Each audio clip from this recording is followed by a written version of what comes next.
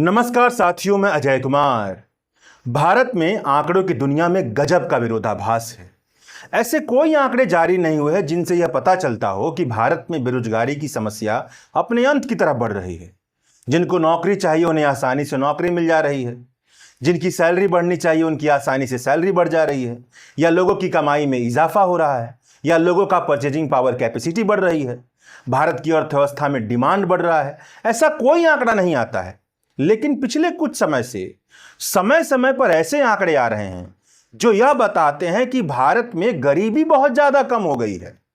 अभी जून के महीने में वर्ल्ड बैंक की रिपोर्ट से एक आंकड़ा जारी हुआ है जिससे यह पता चलता है कि साल 2011-12 में भारत में गरीबी, जो अनुमानित गरीबी थी, क्योंकि एस्टिमेट ही निकलता ही ना इन सारी रिपोर्टों से, तो जो एस्टिमेट लगाया गया, मतलब जो गरीबी थी साल 2011-12 में वर्ल्ड बैंक के मुताबिक, वह तकरीबन भारत की कुल आबादी का 27% हिस्सा थी।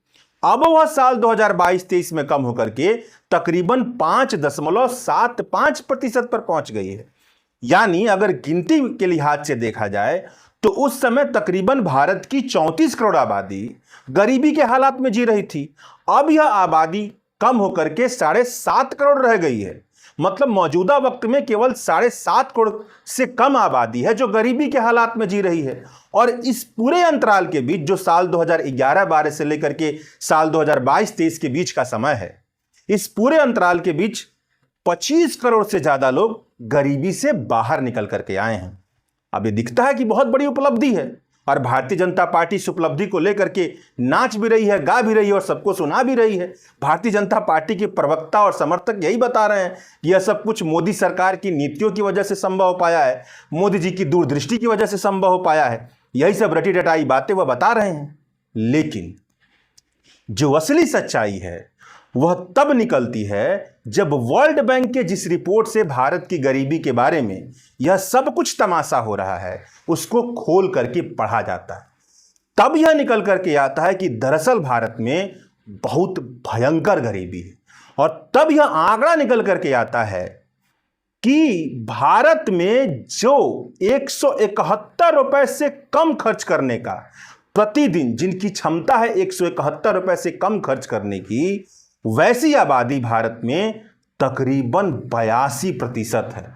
जो 200 रुपए प्रतिदिन से कम खर्च करने की क्षमता रखते हैं, वैसी आबादी तकरीबन 88 से 89%।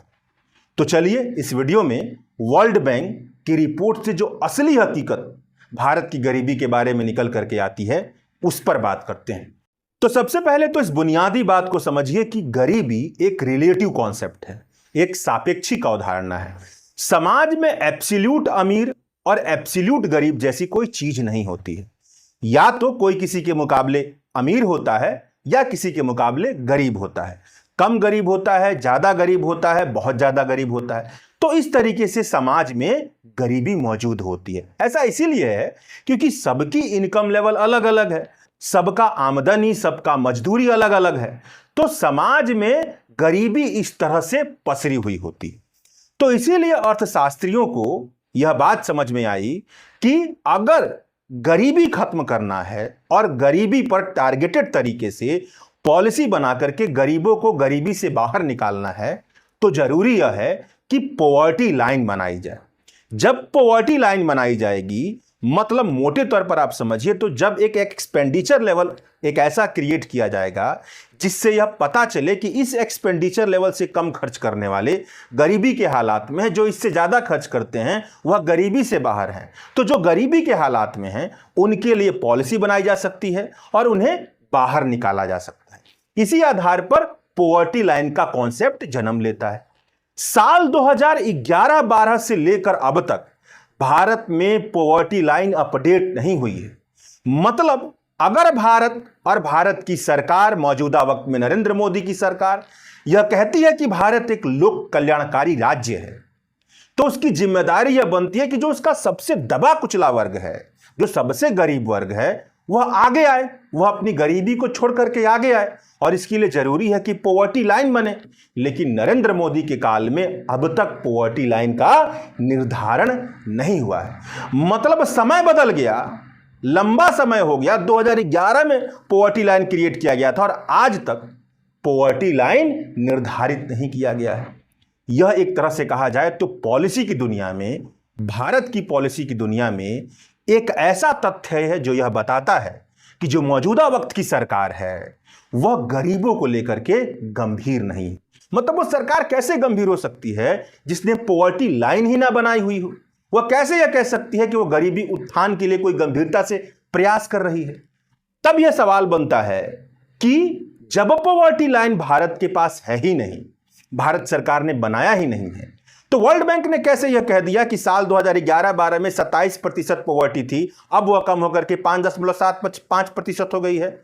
तो वर्ल्ड बैंक ने भारत जैसे देशों के लिए खुद ही एक पॉवर्टी लाइन क्रिएट की है और यह पॉवर्टी लाइन है वह purchasing power parity exchange rate के आधार पर है और यह $3 डेली एक्सपेंडिचर लेवल के आधार पर बनी है। मतलब जो $3 daily purchasing power parity exchange rate के आधार पर जब रुपए में आप पैसा कन्वर्ट करते हैं तो तकरीबन 62 रुपए बनता है। जो 62 रुपए से कम खर्च करने वाले हैं प्रतिदिन, जो 62 रुपए से कम खर्च करने की क्षमता रखते हैं, वह भारत में इस समय गरीबी के हालात में है। अब बताइए 62 रुपए कितना हुआ? मतलब दिल्ली जैसे शहर में संभव है कि कुछ इलाकों में इतने कम पैसे में 1 लीटर अमूल का दूध तक ना मिले। यह पैमाना बनाया गया है और उस आधार पर यह निकल करके आ रहा है कि भारत में 5.75% आबादी मौजूदा वक्त में गरीबी के हालात में है। इसलिए अगर आगे से अगर कोई भी कहे कि वर्ल्ड बैंक का आंकड़ा यह कहता है कि भारत में 5.75% आबादी गरीबी के हालात में है, तो उससे कहिए कि वर्ल्ड बैंक का पूरा आंकड़ा यह कहता है कि परचेजिंग पावर पैरिटी के आधार पर, अमेरिकी डॉलर के हिसाब से नहीं, परचेजिंग पावर पैरिटी के हिसाब से $3 प्रतिदिन एक्सपेंडिचर लेवल, मतलब $3 प्रतिदिन से जो कम खर्च करने की जिनकी क्षमता है वह गरीबी के हालात में जी रहे हैं। इतना निचला पैमाना है और तब जाकर के निकल करके आता है जो 62 रुपए से कम खर्च करते हैं वह गरीबी के हालात में जी रहे हैं भारत में। और इतना कम पैमाने पर यह निकल करके आया है कि भारत में 5.75% आबादी गरीबी के हालात में जी रही है।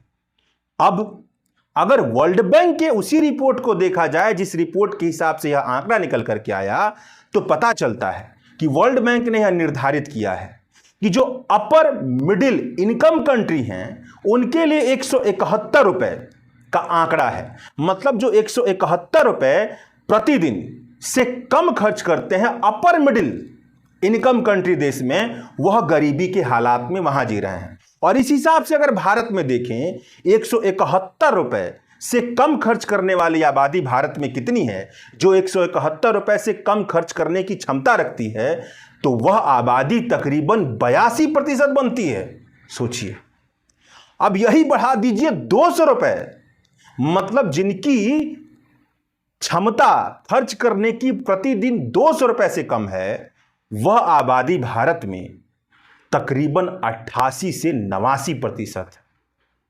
यह भयंकर गरीबी है।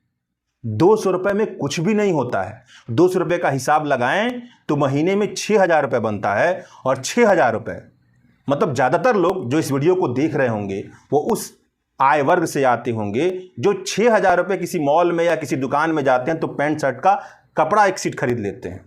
तो सोचिए, इतने बड़े लेवल की भारत में गरीबी है। उसी रिपोर्ट से, जिस रिपोर्ट से यह कहा जा रहा है कि भारत में केवल 5.75 गरीब लोग हैं, केवल 7.5 करोड़ गरीब लोग हैं साल 2022-23 तक, उसी रिपोर्ट से निकल करके आ रहा है कि 200 रुपए प्रतिदिन खर्च करने की क्षमता भारत में तकरीबन 88 से 89% लोगों के पास नहीं है। शुक्रिया।